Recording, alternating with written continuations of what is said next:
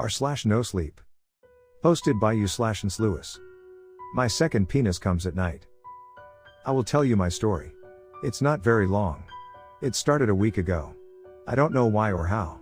I didn't upset some witch and I didn't go skinny dipping in a pool of nuclear waste or anything like that. Sometimes terrible things happen without reason, and this is one of them. I shot awake at 12:42 a.m. with the urgent need to urinate. I waddled into the bathroom, pulled out my package, and just stood there. Nothing came out. "Come on, buddy," I muttered to my member, "what's the deal? Thought you had some business here." No response. I gave it a little shake. "Come on now. Don't have all night. Big meeting in the morning, gotta get some sleep." I was about ready to put it away and chug a glass of water when I felt a sharp stabbing pain in my inner thigh. It made me hunch over, and I smacked my forehead on the toilet lid. "Fuck," I muttered, straightening out. I dropped my boxers in order to inspect what was going on down there. I thought maybe a pimple had burst or something like that. Gross, but not as gross as what I saw. Something was poking around under my skin. It looked like a crawling worm, twisting away just beneath the surface. "Nope," I said.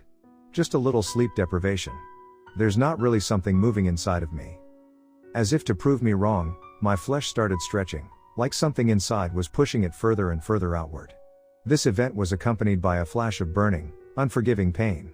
I screamed, and bucked all the way to the ground, arching my back like the letter C. My wife Jess called out from our bedroom a moment later, "Honey? Everything okay in there? I told you not to eat that chili after you left it out all night." My daughter Ali joined in from her room, "Papa? You shouldn't have eaten that chili." "I'm okay," I lied. "Go back to sleep, girls." Then, as in the eye of a storm, everything settled down. I still felt like I had to pee, but the weird movement had stopped. But only for a moment. And the following moment brought with it a torrent of misery and horror unlike anything I had ever known. A fleshy knob burst forth from inside my thigh with a gush of pink slime. I had two thoughts in quick succession. First, it's a dick. Then, no. It's a nightmare. This isn't happening. As my mind was turning things over, my mouth was screaming again. I don't know how long that went on, but eventually Jess was banging at the door. "Henry? Are you okay? Henry? Get a knife." I wailed. "Cut it off. Oh God, kill it. Please. I'm coming in," warned Jess. "No," I cried. But it was too late. She had opened the door, taken one look at the scene before her, and covered her mouth in shock. "I don't know what's happening," I sobbed. Then a jet of yellow fluid shot from the head of the thing, and I could no longer pretend that it wasn't a second penis. The physical release of the urine felt supremely satisfying, and for a split second, I felt actually content, until I felt the warmth of my own piss pool up around my knees. "Is that?" started Jess. "Why, yes," I said.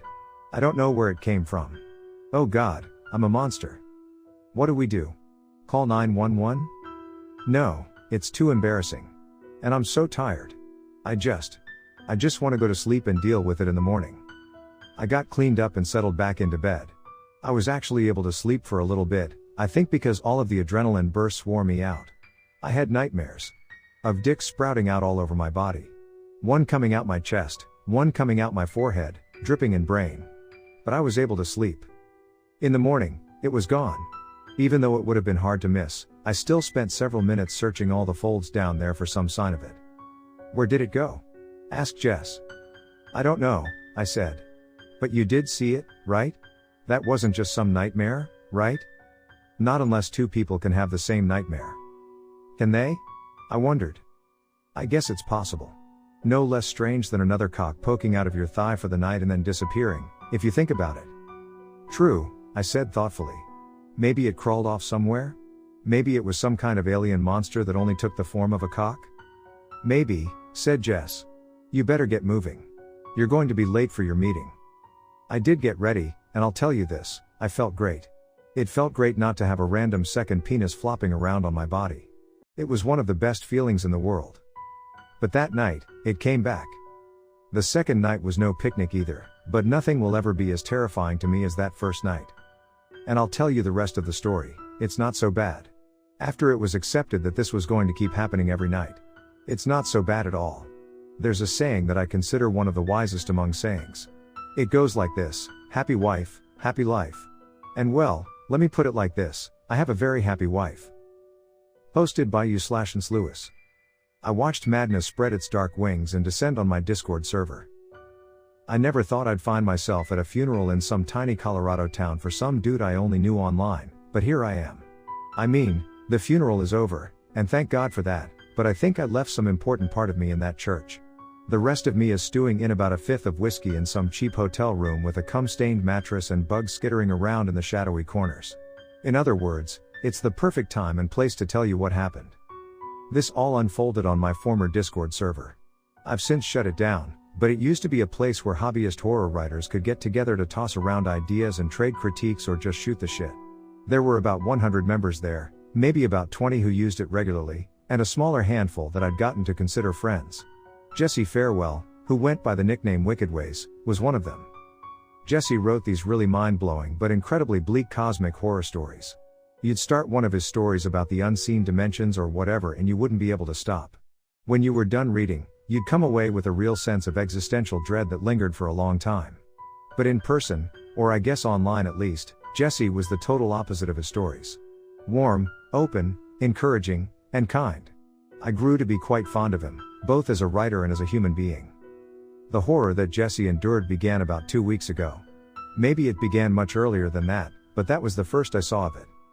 I stopped by the general chat channel on my Discord to check up on everyone. nslewis, how's everybody doing today? Scary_tits, co-blocked, in terms of ideas.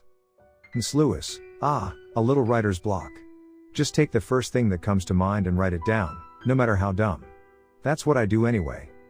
Scary_tits, the last time I did that I ended up with a paragraph about butt gnomes. nslewis, haha, well, not every idea is going to work out. Scary_tits, no, it was awesome. I forgot all about it. Off to finish it now. nslewis, haha, good luck. Wickedways, hey guys. So, something kind of crazy happened to me today. I went out hiking by myself and I ended up falling down a shallow cliff.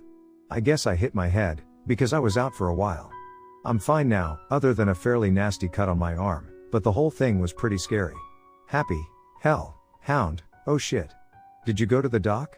Wickedways, nah, I'm fine now. I cleaned out my wound and I feel okay, just a little shaken up lol. nslewis, Triple H is right, WW. You might have a concussion. Wickedways, I don't have health insurance. Really, I'm okay. If I feel weird, I'll go to the ER. Thanks for the concern though guys. We moved on to other things then. I've been sitting here in my hotel room, thinking about that day. If there was something we could have done for him then to stop what was coming. I don't think there was. The next day, Jesse did go to the doctor. Wickedways, so. An update. I woke up this morning and my arm was oozing green pus through the bandage I'd wrapped it in. So I bit the bullet and went to the doctor for antibiotics. She gave me a manual test for concussion and said she wasn't worried about that, but agreed the infection was worrying, especially since I'd cleaned it with hydrogen peroxide and wrapped it up well. But I feel fine, and the antibiotics should clear it up. nslewis, damn dude, sounds awful. The voices won't stop. Uh-oh, green ooze? That happened to my uncle once. Turns out it was alien semen. Wickedways, lol. Who knows? Maybe I was abducted and that's why I lost a couple of hours. nslewis, I thought alien semen was blue? Friend told me that. Wickedways, and on that note, I'm out, lol. I'm going to go rest up. The voices won't stop, later dude. nslewis, see ya. I'm out too. Gonna work on my 2 penis story. It wasn't until the next morning that I started to get very worried about Jesse. Over the night, I had received 5 or 6 DMs from different people telling me that I needed to have a talk with Wickedways. When I logged on to get caught up over my coffee, I saw that he was in the middle of typing a message. I scrolled up to see what had happened during the midnight hours. Here's what I read. Lost, in, the, woods, good evening. Scary_tits, morning for me. Wickedways, the walls are tall but the walls will fall. All I need is the smallest crack and I will reach in and tear them apart like a Thanksgiving turkey. And I will feast. Scary_tits? Scary_tits, is that for a story or something? Wickedways, yes. Yes. It is a story. It is a slithering story, like a snake, worming its way through your brain. It is a story and I will show you the truth. I will show you what is right in front of you. The terrible face of God. Lost in the woods, your stuff is always so weird, I love it. Wicked ways, love won't protect you. None of your paper mache shields will protect you. I will crumple them like the cheap things they are, Lisa. Lost in the woods, how do you know my name? You're starting to make me uncomfortable for real. Scary_tits, it's probably on a Google Doc that you shared here or something. I think he's just messing around. Lost in the woods, no. I have a separate account for that. I've never once shared my real name here. Wicked ways, I'm stalking you. I'm stalking you all. Scary_tits, alright dude, that's enough. Lost in the woods, it's enough for me, anyway. Seriously making me uncomfortable. Goodbye. Scary_tits, tell her you're just fucking around WW. Honestly, you should probably apologize too. Scary_tits, Jesse? Below that, there was some discussion among other members about how Jesse had crossed a line and needed to apologize. By the time I got caught up, Jesse had finished typing and had posted a new message. Wicked ways, hi everyone. I want to apologize for last night. I honestly have no memory of typing that awful stuff out. I'm not doing so well. I've had a terrible fever since yesterday afternoon. I don't know if it's a bad reaction to the antibiotics or what. And those don't seem to be helping. The skin around my wound had started to turn purple when I checked on it this morning. I have a doctor's appointment in an hour, but I wanted to apologize to everybody and let you know what's going on. nslewis, oof.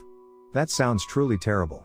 And I'm really sorry, but I have to ask you this, because you made her really uncomfortable. How did you know it Lost in the Woods' real name? Wicked ways, she used it in an anthology a while ago, and I recognize the story from here. My brain just picks up stuff like that. I swear I haven't been stalking her or anybody else. And I'm so sorry that I used your real name at Lost in the Woods. There's no excuse, but I seriously don't remember typing any of that. Lost in the Woods, it's okay. Thanks for the apology and explanation. It honestly sounds like you have bigger things to worry about right now. I hope you feel better soon. Wicked ways, thank you so much for graciously accepting my apology and for the well wishes. nslewis, let us know how it goes with the doc, dude. Good luck. Wicked ways, I will. And, again, I'm so sorry. I'll talk to you all later. But we didn't hear from Jesse that day. I sent him a DM checking up on him, and when I didn't get a response, I felt a growing sense of unease. I sent him 2 more DMs before he finally got back to me privately the next day. Wicked ways, hey. First of all, I want to thank you for your concern. You guys are really all I have in terms of friends. I know that's pathetic, but it's the truth. And it means a lot to me that you care. I think there's something really wrong with me. I went to the doctor yesterday to find out what to do about my fever and my festering wound. But when she took my temperature, there was no fever. When she unwrapped my arm, there was still a nasty gash, but there was no discolored skin. She said that I was healing just fine. She said that I should stay on the antibiotics and that, after a couple of weeks, the wound would be healed and all I'd have to show for it was a scar. That was good news, but as soon as I got back home, the fever started again. And when I unwrapped my arm, I saw that it was worse than ever. The purple had spread, and now the area directly around the cut had turned black. I feel like I'm losing my mind. I'm so sorry to lay this on you, but like I said, there's really nobody else. My parents are both gone. I have a brother in California, but we haven't spoken in years. Is there any way that I can send you a picture of my arm, and then you can tell me what you see? If you're not comfortable with that, I totally understand, and apologize for asking. I sat staring at my phone in shock for a few minutes before responding. nslewis, holy shit dude. Yes. Send the photo. A few seconds later, the image came through and I nearly puked. It was awful. There was a deep gash running along Jesse's forearm that was indeed oozing a sickly green pus. Surrounding the gash, the skin looked dead and rotten, and it looked like it was spreading. nslewis, go to the ER now. Wicked ways, so you see it? The pus and rot? nslewis, yes. Jesus Christ. Please get immediate help. That does not look like something you should be fucking around with. Wicked ways, thank you. I will. I had a hard time focusing at work after that, and felt a little sick to my stomach all day. I went home at lunch and didn't go back in. The longer I didn't hear from Jesse, the more my sense of dread grew. The whole thing was horrible. And strange. As I cycled through my thoughts, it did occur to me that this guy was just fucking with me. Maybe he was doing some avant-garde horror thing. Or maybe he was just a dick. I looked at the photo again. It looked real, but that didn't mean anything, except that I felt nauseous when I pulled it up. I spent the afternoon sending Jesse DMs, which kept going unanswered, and trying to find out about him online. I knew his name, and that he lived somewhere in Colorado. Or at least I knew that he had told me that. I ended up finding an obituary from 3 years ago for David Farewell, 61, survived by his 2 sons Malcolm and Jesse. When I searched Malcolm's name, I found a Facebook page for a software engineer living in California. Since that was my best lead, I sent him a message, asking if he was Jesse's brother. The school bus dropped my kid off at 3:15 and I sat her on the couch with a YouTube video while I paced the house, drinking PBR to try to calm my unease. Staring at my phone, waiting for a response. Any response. People were chatting on the Discord like nothing was wrong. But something was very wrong. I felt it. The more time passed, the more sure I was that it wasn't a hoax. Something terrible was happening to Jesse, and there was nothing that I could do to help him. Finally, mostly to give myself a task, I looked up the hospital in the town that had been mentioned in David Farewell's obituary. I called the ER department and asked for an update on Jesse, lying and saying that I was his brother. They told me that he had been checked out a few hours ago and that everything had appeared normal. That made me feel a lot better. That Jesse had actually gone to the ER and they had looked him over. But the more I thought about it, the worse I felt. Yes, he had gone to the ER, which proved that this wasn't just some troll playing a prank on me. At the same time, I had seen the photo. I had seen those bizarre posts from the other night. The fact that the doctors still weren't seeing anything wrong with him suddenly made the entire thing seem more sinister than ever. When my wife got home, I told her that I wasn't feeling well, and I went off to bed. I tried to go to sleep, because there was nothing else I could do. But I couldn't do that either, so I ended up just staring at my phone, waiting for some response from Jesse. Finally, at about 6 p.m., the response came. It wasn't through DM. Jesse was posting in the general chat channel. Wicked Ways, hi everyone. Some of you know that I had an accident a few days ago. I'm sorry to say that things have gotten bad with me. The lower half of my arm has turned completely black. I can feel it spreading. The doctors have, for some reason, been unable to help me. Lucidity has been coming and going. Mostly going. I feel like I have to do something about this, quickly, before it's too late. In case I don't get another chance to say this, I wanted to thank you all. The support and encouragement you all have given me, a complete stranger, over these last few months has been a true miracle to me. It's kept me from sliding into complete darkness. Thank you, thank you, thank you. Now, I'm going to cut my arm off. The voices won't stop. What? Dirty_dove, is this for real? Lost in the woods, at nslewis. Nope, he's trolling us, ha. Scary_tits, this is fucked. nslewis, at everyone I have reason to believe that this is a serious, urgent matter. Please keep talking to Jesse in an encouraging way. I am calling the police. I watched the channel fill up with messages urging Jesse not to cut off his arm as I searched for the local police department on my phone with a shaky hand. I found the number, dialed it, and explained the situation as best I could. That somebody in our Discord server claimed that he was about to remove his own arm. His name was Jesse Farewell. I didn't know his exact address, but the hospital should have it. He had been in the ER earlier that day. The dispatcher said they would do what they could and to call back with any more information. I hung up and jumped back on chat. nslewis, Jesse, are you still with us? Please don't do anything drastic. Help is on the way. I'm so sorry that this is happening to you. Lost in the woods, did you call the police at nslewis? nslewis, yes, but I didn't know his exact address. Dirty_dove, I'm sure they can find it. I hope so. Nope, holy shit, this is real? We went round and round like that for a while in a panic. And then? Wicked Ways, I feel better now. Then he went offline. The next day, I got a message from Malcolm Farewell. Yes, Jesse was my brother. I'm so sorry that I didn't respond to you as soon as I got your message. Maybe things would have gone differently. I am flying out to Colorado tonight and we are going to have the funeral in 3 days. Jesse didn't have many friends. You are welcome to attend. Just let me know and I'll send you the details as soon as they're worked out. Malcolm. I couldn't tell you why it was so important to me. I met Jesse online and I barely knew him, but it was important to me. I booked the flight as soon as I finished reading Malcolm's message. There were only 6 people at Jesse's funeral, me, Malcolm and his family, and the priest. I expected Malcolm to say a few words in memory of his brother, but he declined. I felt the urge to say something myself, but it felt too awkward. After the funeral, Malcolm thanked me for coming and I offered my condolences. I was about to leave it at that, but I couldn't. "What happened, exactly?" I asked. "My brother was very troubled," said Malcolm. "Over the years, I tried to help him. But he didn't want my help, and I couldn't force it on him. This was always going to be how it ended. But his arm. There really was something wrong with it. Nobody believed him, but he sent me a picture. I saw it." Malcolm put on a sad smile. "Jesse went to art school for a few years. He was good at that stuff." "Oh," I said, letting it wash over me. "I see. Well, it was nice to meet you, and I'm sorry again about your brother." "Thanks," said Malcolm. Then he gathered his family and left the church. I stayed there for a long time, reflecting on how sad it was. I thought about how lucky I was to have my family, and people who cared about me.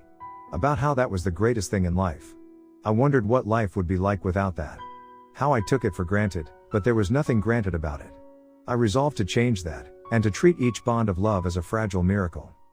I stood up and turned to leave when my phone buzzed against my thigh. I pulled it out and looked at it.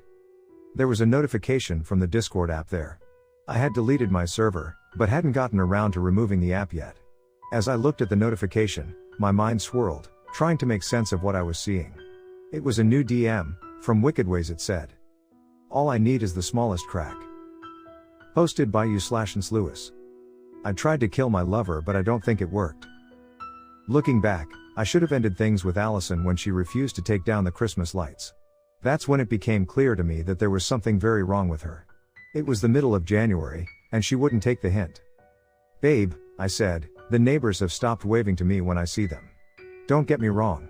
I love the lights, isn't it time to take them down?" The bit about me loving Christmas lights was a lie, but the rest was true. "This is our place, Alwyn," she said with fearsome intensity, her eyes flashing with an air of defiance. "We make the rules." I gritted my teeth. I didn't want to upset her. Oh God, I did not want to upset Allison Finley. I hated those damn lights, but if they were necessary to keep her from going off the deep end, then I could live with them for a while longer. Another sign that things were wrong was that Allison didn't seem to be able to keep track of time. She would either show up to our dates half an hour late, or else she'd already be sitting at the restaurant when I arrived on time. I'm always on time. I'd see that her eyes were red and swollen, and she'd tell me that she had been sitting there for the past 30 minutes crying because she thought I'd decided to break up with her. Rather than try to explain that it was actually her fault because she'd gotten the time mixed up, I would take the blame, apologize for running behind, and make up some doubly fake excuse. It was easier that way. Once, when we were lying in bed together, she looked me dead in the eyes and asked, in complete earnestness, "Have I known you 20 seconds, or 20 years? She looked genuinely concerned. As a professional stage and film actor, I'm certainly no stranger to that look, but the randomness of it caught me off guard and I felt a moment of anxiety myself, as if we were floating in the vast infiniteness of space, untethered. So there were signs that things weren't right with Allison, but I ignored them. In a very real way, I felt responsible for her. I'd found her one day at the Bleecker Street Starbucks in New York, just a few minutes walk from my apartment. There she was, sitting in the corner by herself, typing away at a laptop. She looked distressed. I guessed that it was due to external circumstances. A bad relationship, perhaps, or something like that. As it turned out, I was both right and wrong. I was right because she'd just broken up with a boyfriend, some unfortunate gentleman by the name of William, and was currently living with her controlling parents. I was wrong because Allison was fundamentally unhinged. She was irreparably broken, and not by a hard life. On the contrary, her father was a wealthy financier. No, Allison Finley was damaged from birth. I personally believe in the existence of souls. There's the flesh and blood, and all the building blocks that make up the physical universe. And then there is something else. Something intangible that cannot be seen beneath a microscope. Something that won't show up in any scans, no matter how sophisticated the method or machine. Something that belongs to realms far different from those we see and touch here on Earth. And it's my belief that Allison's soul itself was broken. She had experienced trauma in this world, of that there was no doubt. The stress she had experienced, however, was mild at best, and it was certainly not what drove her mad. No, Allison Finley's defects predated her very conception. Some people are just like that, flawed from birth, and no one knows why. "Mind if I join you?" I asked her the day we met, holding my grand coffee, with extra cream and sugar, in one hand. Allison glanced up and the hard look in her eyes melted on impact. Okay. I sat down. I'm sorry for just approaching you like this. But you looked so distressed. Is everything okay? It didn't take much prompting for Allison to pour her heart out. Not really, she began. I caught my jerk boyfriend cheating on me and now I'm living with my parents. It's like, I want to be a singer, but they don't care. They want me to go to college. Not so I can learn something, but so I can meet a nice, educated boy and all of that. That sounds terrible, I said, humoring her. I'm so sorry. Hey, you know what would really piss your parents off? If you just left town and changed your name so they can't find you. I laughed.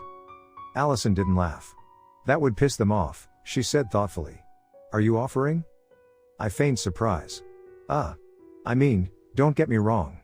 You're a very beautiful woman, and I would very much like to help you, but I'm just in town for the week, on business. She looked disappointed. I continued, why don't we start by getting properly introduced, and tell each other our names? There's no need, said Allison, closing her laptop. I feel like I've known you forever. Now that I think about it, that's when the alarm bells should have started ringing in my head. With my assistance, Allison relocated from New York to England within a week, and changed her identity. It's really easy to do that. If you've got the money. That was in December. The first thing she did after we arrived was put up Christmas lights. And she kept those goddamn lights right up until the very end. Aside from the decoration, things went well. At first, I introduced her to my friends, and she liked them. She enjoyed their company so much, in fact, that she insisted they spend the night at our house once a week. That seemed fine, initially. Until the night she snapped. It was 1 a.m. on January 16th. A wild party that we had hosted was coming to an end, and Allison and I were on the sofa. I was actually dozing off, but she was wide awake. Several of our friends were scattered about the living room, lying on air mattresses that Allison had set up. Suddenly, Allison stood up on the couch and started screaming. You all want to fuck Alwyn? She shrieked furiously. Our guests began to stir. My mate Jimmy shot up and looked around. What's going on? He cried. Allison jumped off the couch and ran into the kitchen. She returned with a massive butcher's knife in her hand. You're all jealous of me. She screeched, waving the blade around. Babe, I reasoned with her, now fully alert. Please. This is unseemly. They all want to fuck you, but they can't. You're mine, Alwyn. Mine forever. That was the night we locked her in the attic. The next day, Jimmy and I sat awkwardly sipping tea as we heard Allison strumming her guitar overhead. I don't know, mate, I said. I don't know if the Lord is gonna accept this one. I think she already belongs to him. I pointed at the ceiling. You hear that? Even after we chained her to the wall and beat her, she's up there singing a fucking love song about me. Jimmy scooped another lump of sugar into his tea and stirred it. You can't show up to the feast empty-handed, Alwyn. You know that. There's still time to find someone else, I protested weakly. Bullocks, he replied. That's a lie and you know it. Look, I'm sure everything will be fine. No disciple of Satan would put up Christmas lights, let alone keep them up well into January. But I allowed it, I groaned. It happened in my house. Jimmy tried his best to reassure me. It's not your fault, mate. You were following protocol. Above us, muffled by layers of brick and timbers, Allison reached the climax of her song. You're my lover. She crooned. A chill ran down my spine. When it was time to retrieve Allison and bring her to the ceremony, my so-called friends were nowhere to be found. Left to my own devices, I resigned myself to my fate. I pushed open the trapdoor and the stench hit me like a punch to the face. Allison was still strumming her guitar, and her mouth hung open, as if she was trying to sing. In her weakened state, all she could manage was the occasional grunt. It was unsettling. I wanted to rush back down the steps and forget that I had ever seen her. But I couldn't. The ritual required a sacrifice. Hey, babe, I said timidly. I'm going to go ahead and remove your chains now, and then we're going to go on our honeymoon. Does that sound okay? Allison stopped strumming her guitar and nodded eagerly, smiling, her eyes welling up with tears. Hesitantly I approached her, as teardrops fell down and splashed against her guitar. I undid the restraints and took a cautious step back. Are you ready? I asked.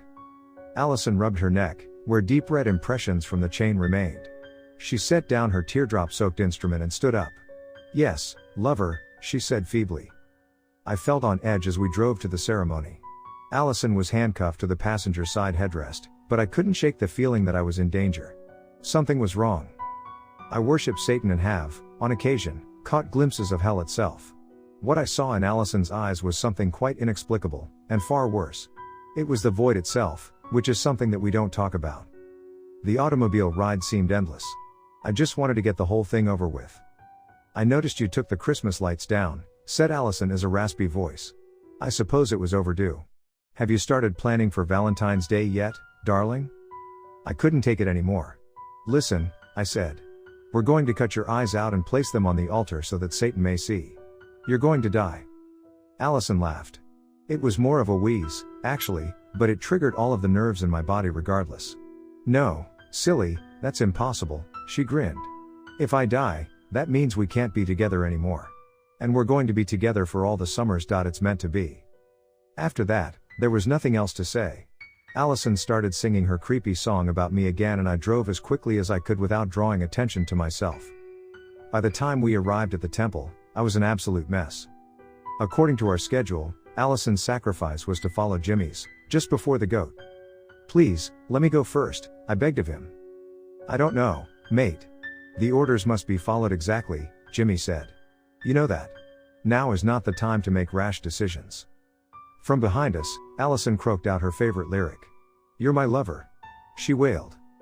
Jimmy looked back at her and frowned in the flickering candlelight. He shuddered. "All right," he conceded. "You can go first. I can see what you mean. Let's get it over with." I let out a sigh of relief and grabbed Allison's arm. "Are we getting married?"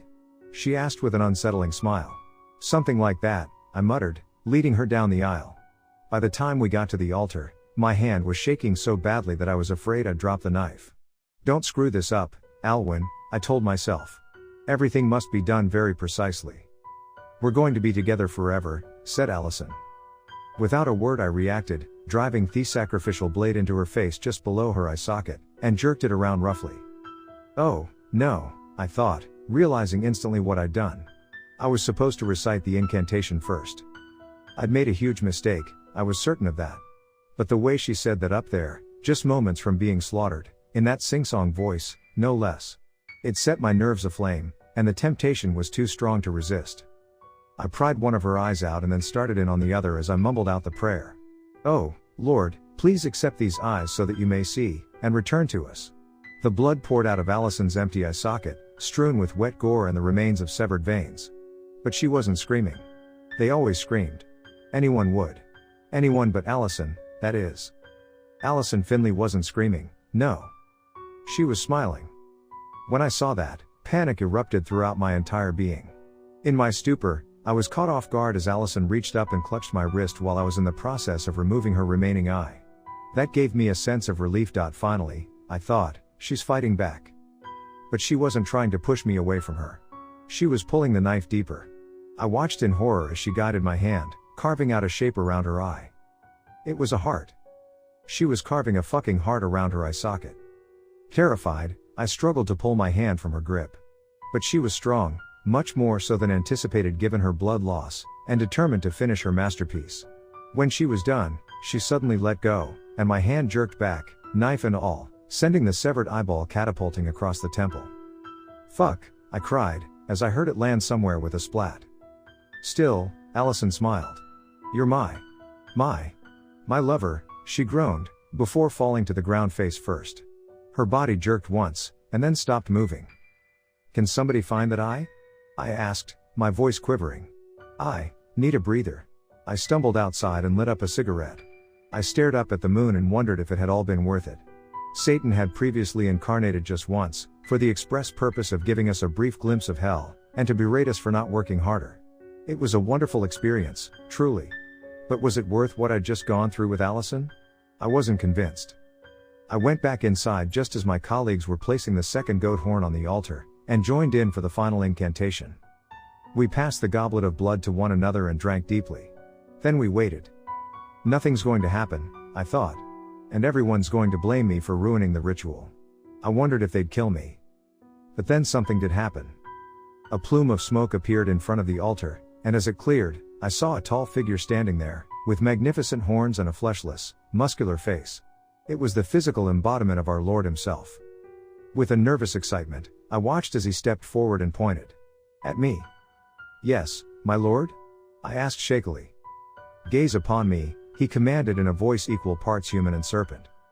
I looked him in the eyes. A sharp pain radiated throughout my chest when I realized I recognized the eyes. They were Allison's. Of course they are, I thought, in an effort to calm myself down. You gave them to him so that he may see.